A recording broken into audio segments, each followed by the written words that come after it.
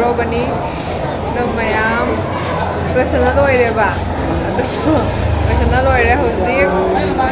ꯀꯩꯅꯣꯗ ꯍꯥꯏꯗꯤ ꯑꯩꯈꯣꯏ ꯆꯦꯃꯣꯏꯇꯦꯗꯣ ꯃꯥ ꯉꯥꯏꯔꯤ ꯃꯥꯒ ꯂꯣꯏꯅꯅ ꯁꯨꯝ ꯆꯠꯂꯅꯤ ꯑꯩꯈꯣꯏ ꯀꯣꯏꯕ ꯃꯥꯅ ꯄꯨꯕꯤꯗꯣꯏꯅꯦꯕ ꯑꯩꯈꯣꯏꯁꯦ ꯑꯩꯈꯣꯏꯗꯤ ꯃꯐꯝꯗꯣ ꯈꯪꯗꯕꯅꯤꯅ ꯌꯥꯝ ꯍꯦꯟꯖꯟꯅ ꯑꯗꯨꯗꯣ ꯃꯥꯅ ꯄꯨꯕꯤꯗꯣꯏꯅꯤ ꯉꯁꯤꯗꯣ ꯀꯥꯏ ꯀꯣꯏꯕꯗꯣ ꯌꯦꯡꯍꯜꯂꯛꯀꯦ ꯆꯠꯂꯁꯤ ꯃꯌꯥꯝ ꯆꯠꯂꯝꯗꯥꯏꯗ ꯕ꯭ꯔꯦꯛꯐꯥꯁ ꯆꯥꯔꯒ ꯆꯠꯂꯦ ꯍꯣꯇꯦꯜꯗ ꯂꯩꯕꯅꯤꯅ ꯃꯣꯏ ꯕ꯭ꯔꯦꯛꯐꯥꯁ ꯄꯤꯌꯦꯕꯀꯣ 9:30 ꯑꯗꯣ ꯆꯥꯔꯒ ꯊꯣꯛꯑꯅꯤ ꯍꯧꯖꯤꯛ ꯆꯔꯆꯇꯒꯤ ꯃꯤ ꯀꯨꯝꯊꯔꯛꯏ ꯃꯌꯥꯝꯁꯤꯁꯦ ꯌꯦꯡꯉꯣ ꯃꯌꯥꯝ ꯃꯣꯏ ꯃꯤ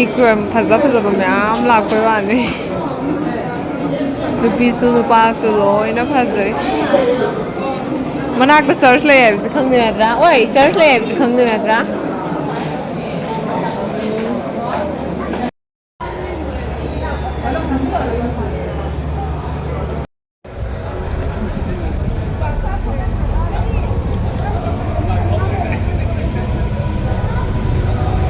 ꯑꯩꯈꯣꯏꯁꯨ ꯍꯧꯖꯤꯛ ꯀꯣꯏꯕ ꯊꯣꯛꯑꯦ ꯃꯌꯥꯝ ꯌꯦꯡꯃꯤꯟꯅꯁꯤ ꯃꯊꯪ ꯆꯠꯂꯁꯤ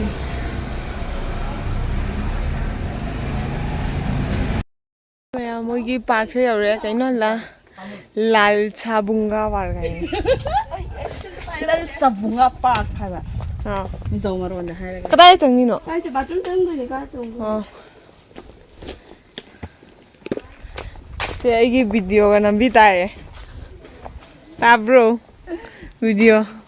ꯑꯩ ꯔꯤꯜ ꯁꯦꯝꯕꯒꯤ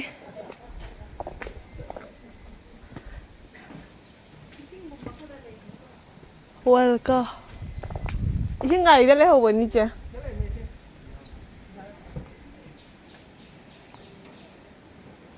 पार्क से हम चावदो माल है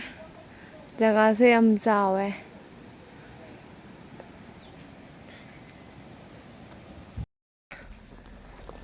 मैम लालसाबुंगा पार्क से हुजी लाइए बा अदु मैम चलसी येंगसी मैम मफमदो मसी येंगसी फिलिमदो मी जाम नहीं मैम मफम से फजद्रो पार्क से याम चाव अदुना गारीना कोइबा हाइदोए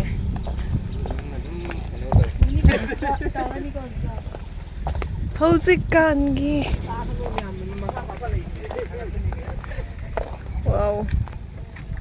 आगे व्यू से दियो यस यस कादे भाई पीलेदा अमदा फाइसी सिरी करीम नती सी करीम नते अखोई दी याम प्रॉब्लम नहीं अखोई दी करीम गयो सिगो बगी जिंगदी ngaibra sunita namagra hamdawi view sidi yam phajaiba lekin sidore nungit khutse tama sire se kamai ka da khum da doi mari ne mai sa oh shit si sare ba adu male adu de adu pumna hatra haida ama thakta ai cha to hine hine ki ja hare ne se lam min kaishu da roi ro sa sum kaudi thok thong nom da na se thok thong nom bra asiga photo am da ka bu ne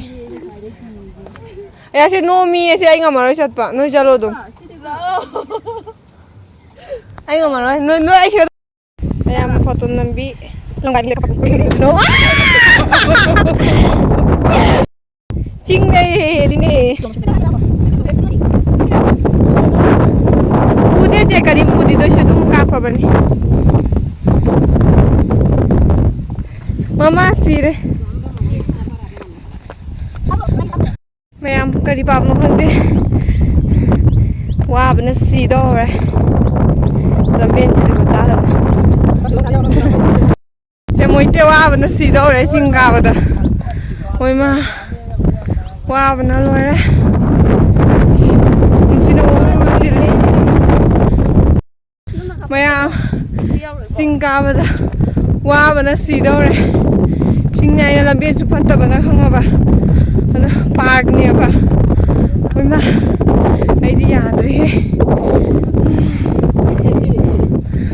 ꯁꯤꯒꯩꯅ ꯀꯌꯥꯝ ꯀꯥꯈꯤꯗꯣꯏꯅꯣ ꯁꯦ ꯍꯥ ꯅꯪ ꯋꯥꯗ꯭ꯔꯣ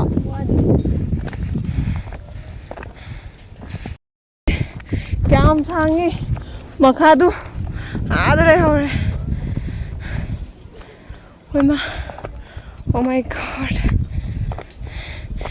very hot very waba korise ꯃꯌꯥꯝ ꯁꯣꯝꯗꯁꯨ ꯀꯌꯥꯝ ꯁꯥꯡꯕ ꯑꯃ ꯂꯩ ꯀꯥꯕ ꯉꯝꯃꯔꯣꯏ ꯁꯤꯗꯤ ꯃꯐꯝꯁꯦ ꯃꯈꯥꯒꯤ ꯚ꯭ꯌꯨꯁꯦ ꯐꯖꯗ꯭ꯔꯥ ꯃꯈꯥꯒꯤ ꯚ꯭ꯌꯨꯁꯦ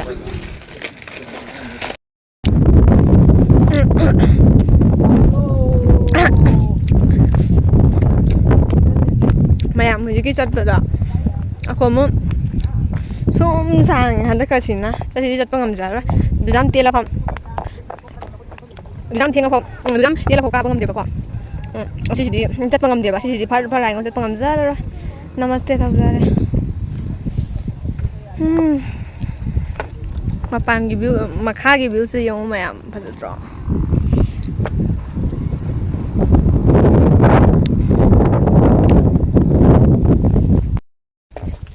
ꯉꯔꯥꯡ ꯅꯣꯡ ꯆꯨꯏꯌꯦ ꯑꯩꯈꯣꯏꯗꯤ ꯈꯪꯍꯧꯗ꯭ꯔꯦ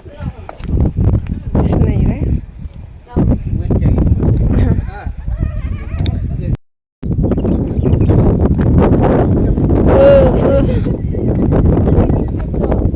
ꯃꯌꯥꯝ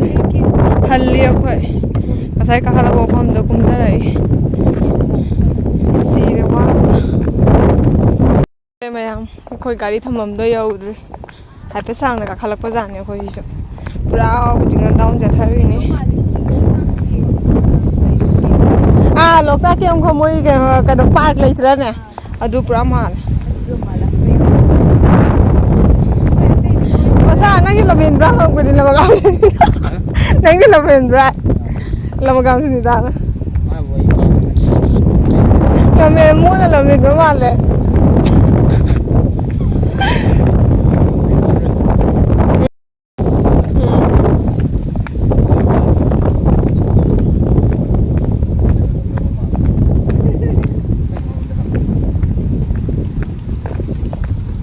ꯃꯣꯏꯁꯨ ꯀꯥꯞꯄꯤꯅꯤ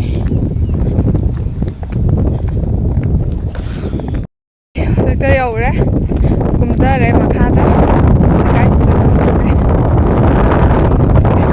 ꯅꯨꯡꯁꯤꯠ ꯌꯥꯝ ꯁꯤꯜꯂꯦꯕ ꯅꯨꯡꯁꯤꯠ ꯌꯥꯝ ꯁꯥꯊꯤꯅ ꯁꯤꯜꯂꯦ ꯑꯗꯨꯒꯤꯅꯦꯕ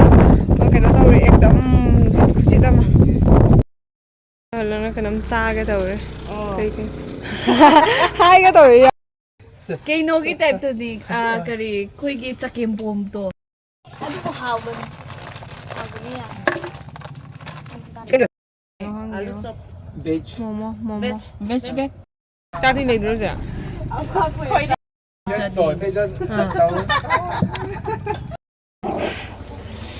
ꯍꯜꯂꯣ ꯃꯌꯥꯝ ꯑꯩꯈꯣꯏ ꯍꯧꯖꯤꯛ ꯍꯜꯂꯦꯕ ꯑꯗꯤ ꯂꯝꯕꯦꯟꯗꯨꯒꯩ ꯍꯧꯖꯤꯛꯀꯤ ꯄꯥꯔꯛꯇꯨꯒꯩ ꯊꯣꯛꯂꯛꯑꯒ ꯆꯦꯝꯃꯣꯏꯗ ꯊꯤꯜꯂꯝꯃꯒ ꯑꯩꯈꯣꯏ ꯌꯨꯝꯗ ꯍꯟꯗꯣꯏꯅꯦꯕ ꯑꯗꯣ ꯃꯌꯥꯝ ꯌꯦꯡꯕꯤꯌꯨ ꯐꯨꯜ ꯚꯤꯗꯤꯑꯣ ꯃꯌꯥꯝ ꯃꯐꯝ ꯐꯖꯕ ꯑꯃ ꯎꯕꯗꯣ ꯀꯨꯝꯊꯔꯤꯅꯦ ꯑꯩꯈꯣꯏ ꯍꯧꯖꯤꯛ ꯌꯨꯝ ꯍꯟꯗ꯭ꯔꯣꯕꯅꯦꯕꯀꯣ ꯌꯨꯝ ꯍꯟꯗ꯭ꯔꯣꯕꯁꯦ ꯑꯗꯨꯝ ꯀꯩꯅꯣꯗ ꯃꯐꯝ ꯐꯖꯕ ꯎꯕꯗꯣ ꯀꯨꯝꯊꯔꯛꯏꯕ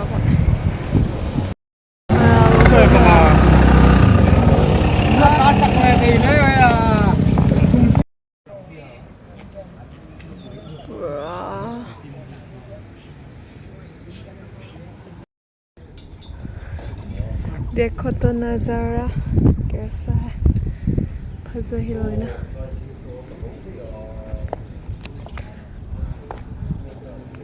देखिए साउंड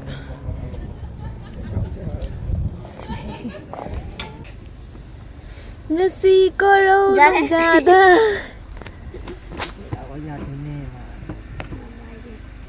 कहीं मम्मी से वो एसक्यू सेंटर पियो सी फिर Mizoram gateway to heaven ꯃꯌꯥꯝ ꯑꯩꯈꯣꯏ ꯍꯧꯖꯤꯛ ꯍꯜꯂꯦ ꯑꯩꯈꯣꯏ ꯌꯨꯝ ꯃꯥꯏꯀꯩꯗ ꯑꯗꯣ ꯃꯌꯥꯝ ꯚꯤꯗꯤꯑꯣ ꯑꯇꯩ ꯂꯧꯗ꯭ꯔꯦ ꯋꯥꯗꯅ ꯏꯁꯥꯁꯦ ꯑꯗꯣ ꯃꯌꯥꯝ ꯚꯤꯗꯤꯑꯣꯁꯤ ꯃꯇꯥꯡ ꯑꯁꯤꯗ ꯂꯣꯏꯖꯔꯒꯦ ꯕꯥꯏ ꯕꯥꯏ ꯃꯌꯥꯝ ꯃꯊꯪ ꯚꯤꯗꯤꯑꯣꯗ ꯑꯃꯨꯛ ꯊꯦꯡꯅꯔꯁꯤ